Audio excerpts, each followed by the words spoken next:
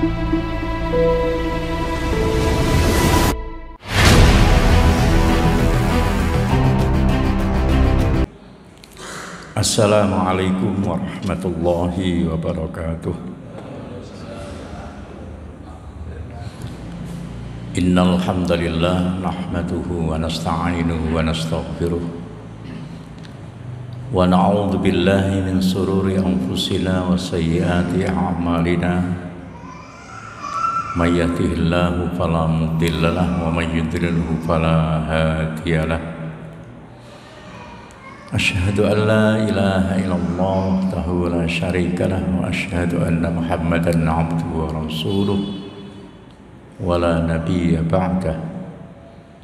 Rabbi shrah li sadri wa yassir li amri wahlul 'uqdatam min lisani yafqahu qawli. Qala ta'ala fil Qur'anil Karim, a'udzu billahi minasy syaithanir rajim. Bismillahirrahmanirrahim. Duribat alaihimud dillatu aynama tuqifu illa bihablim minallahi wa bihablim minan nas wa ba'u bighadabin minallahi wa duribat alaihimul maskanah. Al-ayah. Hadirin jamaah salat subuh yang dirahmati oleh Allah Subhanahu wa ta'ala. Marilah kita senantiasa bersyukur kepada Allah yang telah memberikan kepada kita nikmat sehat dan kita dipertemukan dalam bulan Ramadan ini, di mana setiap amal yang kita lakukan akan dilipat gandakan pahalanya, dan setiap doa yang kita mohonkan kepada Allah senantiasa Allah kabulkan. Mudah-mudahan dari hari yang masih tersisa kita bisa mentakmilahkan, menyempurnakan baik ibadah siamnya maupun rangkaian-rangkaian ibadah di dalamnya, sehingga betul-betul ibadah pada tahun ini ada semacam kebanggaan, ada semacam kedamaian, dan itu nanti terwujud dalam Idul Fitri, kembali kepada kefitrahan. Amin ya rabbal alamin. Hadirin jamaah yang dirahmati Allah, mari kita lanjutkan kajian kita mengenai Islam dan kemuhammadiyahan. Dalam pertemuan sebelumnya kita telah menjelaskan mengenai salah satu dasar didirikannya, dilaksanakannya, diselenggarakannya amal usaha Muhammadiyah.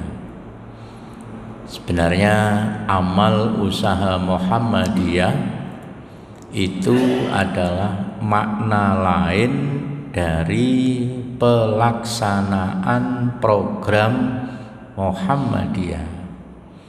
Dan pelaksanaan program Muhammadiyah itu ditetapkan setiap 5 tahun sekali. Kalau di tingkat PP, pimpinan pusat Muhammadiyah, yaitu pada pelaksanaan muktamar, di tingkat wilayah pada pelaksanaan musyawarah wilayah, di tingkat daerah pada pelaksanaan musyawarah daerah, cabang, musyawarah cabang, ranting, musyawarah ranting. Nah, selama 1 periode kepemimpinan, yaitu 5 tahun itu, program tersebut dilaksanakan. Pelaksanaan program itu diistilahkan dalam Muhammadiyah adalah amal usaha Muhammadiyah. Yang kedua, kemarin kita sudah membicarakan mengenai ada 6 dasar pelaksanaan amal usaha Muhammadiyah. Yang pertama, bahwa Muhammadiyah di dalam menetapkan program dan pelaksanaannya itu didasarkan pada tauhid kepada Allah dan berihsan kepada sesama manusia. Itu kemarin. Selanjutnya, dasar yang kedua dalam melaksanakan amal usaha Muhammadiyah itu adalah bahwa hidup manusia itu bermasyarakat.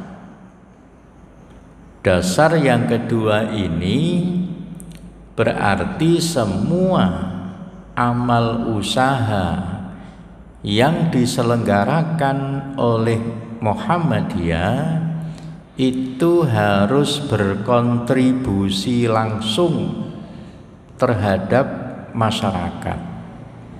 Berkontribusi langsung itu artinya amal usaha ini harus bermanfaat bagi masyarakat.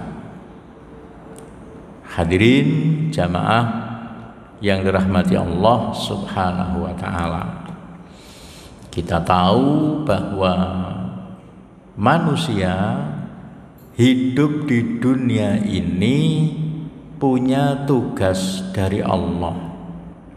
Yang sering saya sampaikan, tugas itu adalah abdillah, ya, kita ini sebagai hamba Allah.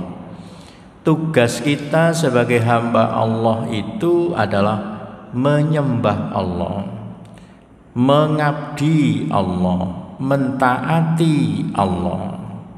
Tentu saja tugas ini, menyembah, mengabdi dan mentaati Allah, tuntunannya, ketentuan-ketentuannya, tata caranya itu sesuai dengan apa yang telah diturunkan oleh Allah sendiri dan dicontohkan oleh Rasulullah SAW.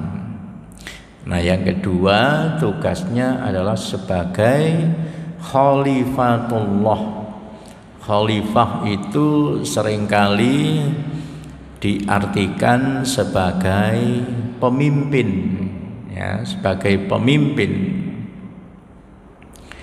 Tetapi kita tahu tugas pokok seorang pemimpin itu 3. Pertama adalah mengendalikan, ya, mengendalikan yang dipimpin maksudnya ini.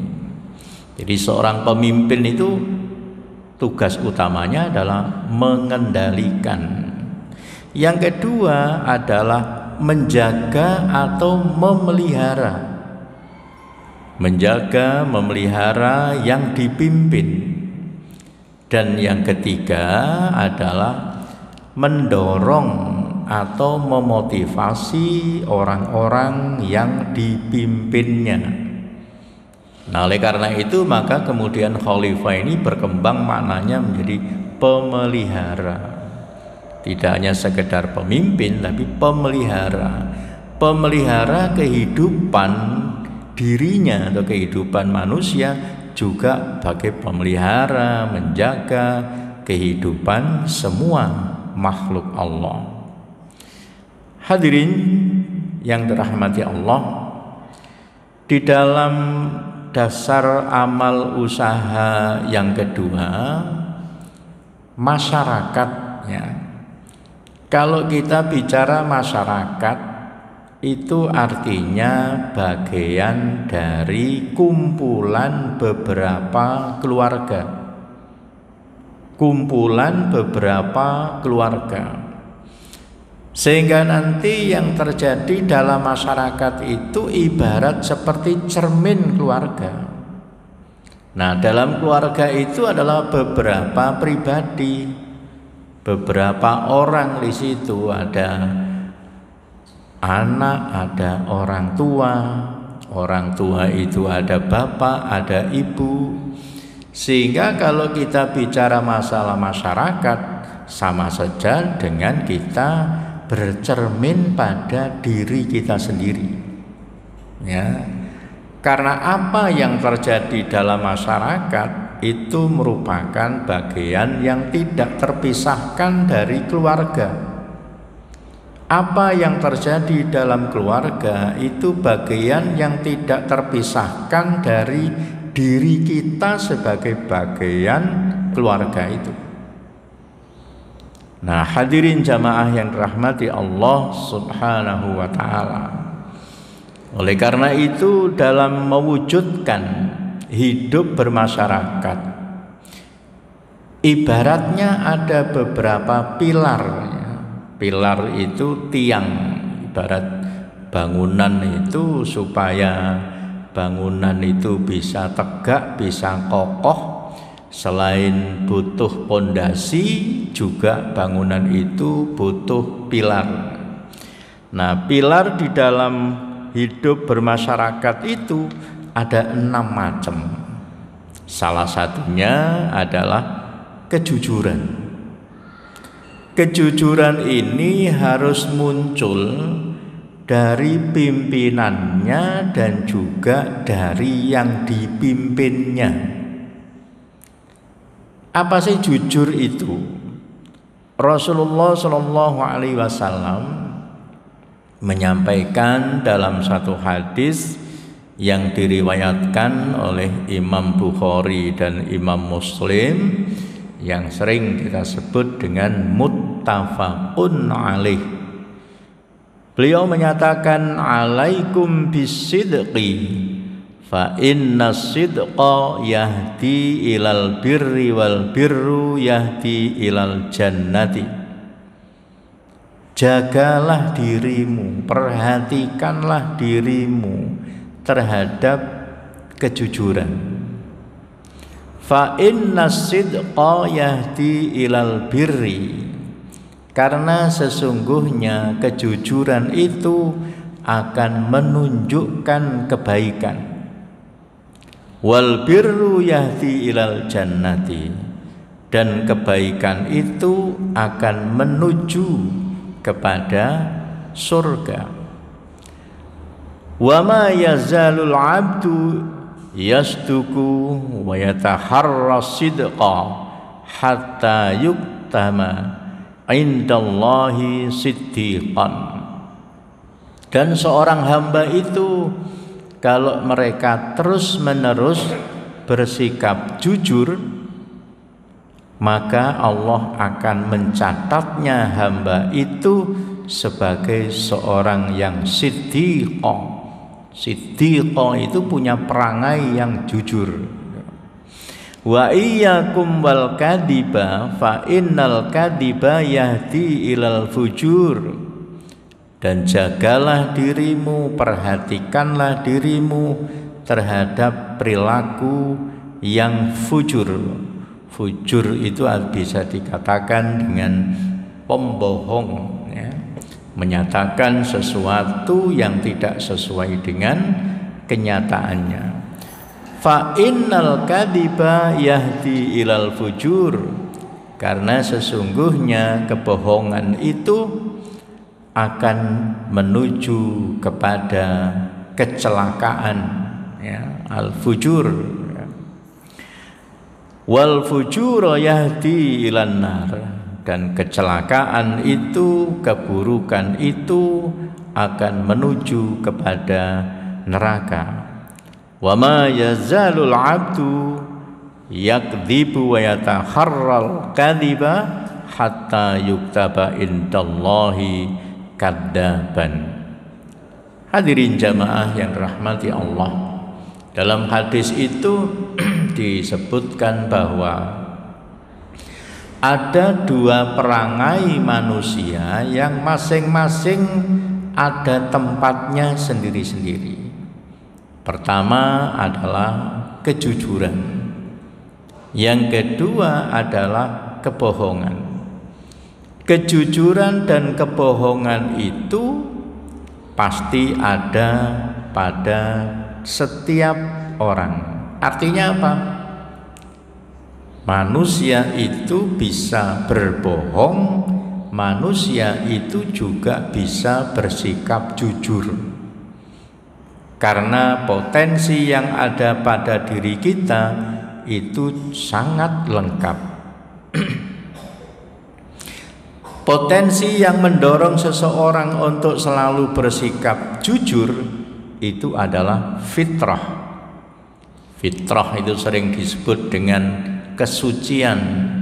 Fitrah itu juga disebut dengan sifat malakiyah. Kemudian yang kedua, potensi yang mendorong seseorang untuk bersikap tidak jujur atau bohong itu adalah nafsu, atau yang sering kita sebut dengan nafsu ammarah bisu. Nah, sekarang bergantung pada diri manusia itu sendiri. Apakah manusia itu ingin memperkuat potensi di fitrah itu, ataukah manusia itu ingin memperkuat di potensi ammarah bisu? Itu sangat bergantung kita, sangat bergantung manusia. Pengertian sangat bergantung manusia itu artinya bahwa sangat bergantung manusia bagaimana manusia itu memahami, meyakini terhadap ajaran Allah.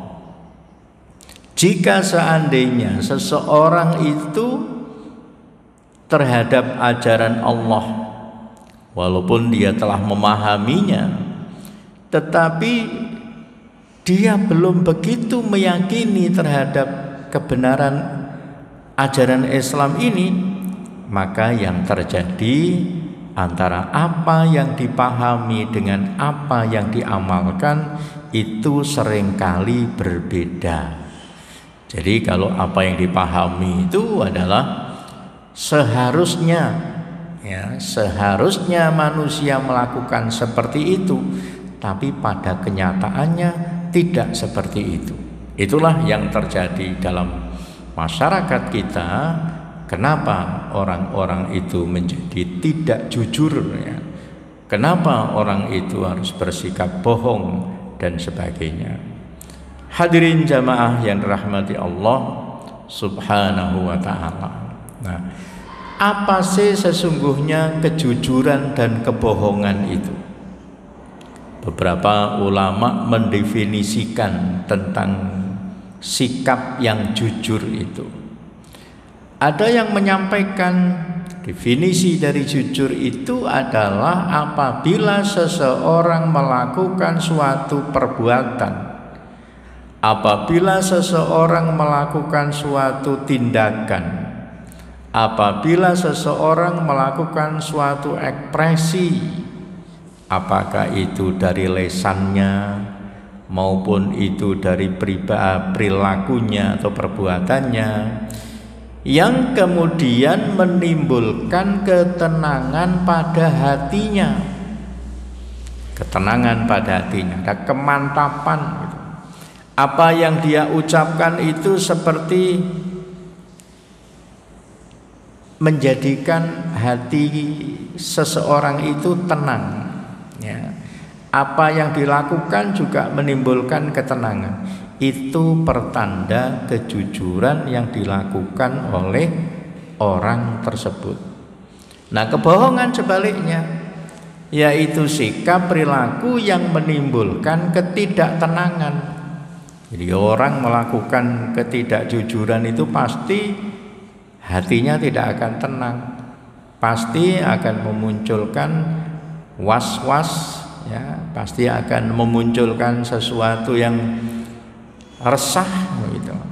Nah, inilah ciri atau inilah tanda yang harus kita pahami, dalam arti untuk mengetahui, paling tidak untuk menjadi ukuran, ya, supaya kita tidak mengembangkan atau tidak memperluas tindakan-tindakan yang bisa menimbulkan ketidaktenangan itu.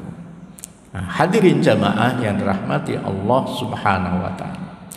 Bentuknya seperti apa amal usaha Muhammadiyah yang kemudian berkontribusi terhadap kejujuran ini? Semua amal usaha diharapkan selain terus-menerus memberikan manfaat, ya, terus-menerus memberikan maslahat ketika amal usaha itu dilakukan. Yang pertama. Yang kedua, setiap amal usaha itu harus menjadi citra atau harus menjadi bentuk yang memotivasi orang untuk melakukan kejujuran.